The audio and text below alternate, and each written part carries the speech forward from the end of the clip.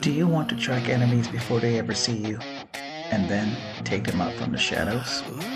Well, you can. You can become a ranger.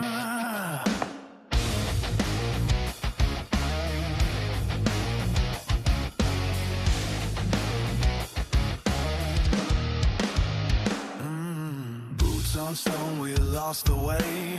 Who's the driver? Not today. Map is flipped in disarray. Level free, but tend to slay. Bought a sword with evil glow. Cleric healed, then burst, we know. Wizard spells all gone by noon. Rogues already looting soon. So, you decided that you want to be a ranger. So, what exactly is a ranger? A ranger is a hunter, a scout, and a survival expert.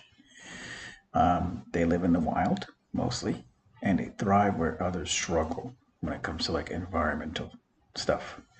Think of it as a mix of martial combat, so like with weapons, all different types of weapons, skill, so you could do tracking, you can do stealth stuff, and a little bit of light magic. So it's just nature based for the most part. So think about it that if the fighter, which we talked about earlier, owns the battlefield, well, the ranger owns everything around it. When you think about the core playstyle of being a ranger, you got to think of a couple things.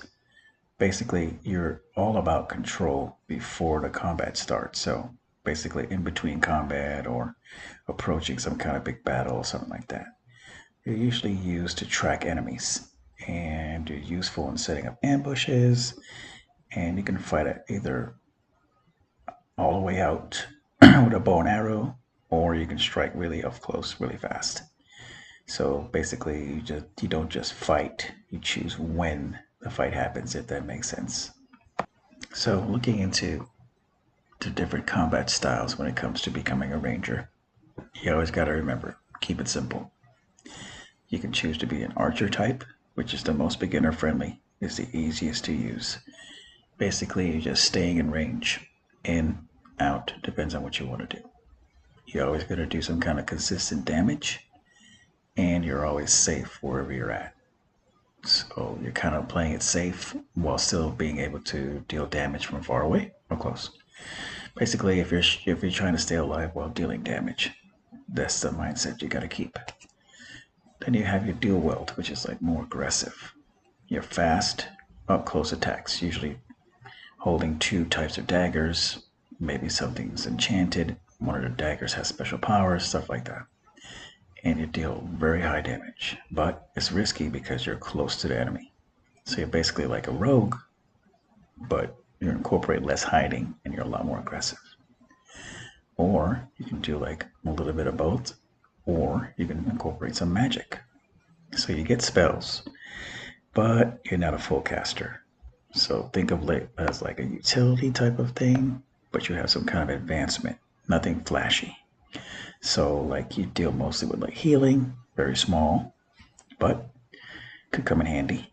You use your tracking and utility spells, which is pretty self-explanatory, and you add bust to your attacks. So basically your magic helps you survive and hunt. So it's not just about blowing things up all the time. The key things to remember while being a ranger is that you just gotta remember you're better at tracking and fighting than certain enemies, even better than the people that are in your party. So you're like a specialist when it comes against certain threats. You're a natural explorer, so you're better in certain environments than the enemy and people in your party. So forests, mountains, swamps, you're really at home there and you really know what to do. Okay, now with most other classes, the rangers also have subclasses. So we're gonna look into a few, all right? First, we're gonna go with the Beastmaster subclass. So you gotta look at that as like you fight alongside an animal companion. So you and your beast work as a team. So look at it as you're basically a duo character, okay? Then you have your hunter class subclass. It's classic, no frills, combat ranger type, okay? You choose abilities to fight, so single targets or groups of enemies. It's straightforward and flexible. It's great for beginners. Then, if you happen to come across Xanathar's Guide to Everything, you have some other subclasses that you can try. For instance, the Gloom Stalker, which is your Master of Darkness and Ambush. You get an extra attack power at the start of combat as well. So basically, if it's dark, you're dangerous. Then you have your Horizon Walker, which you use to detect and fight planar threats. So multi-planetary movement, okay? You can teleport and you can deal force damage. So you're a hunter across dimensions, basically.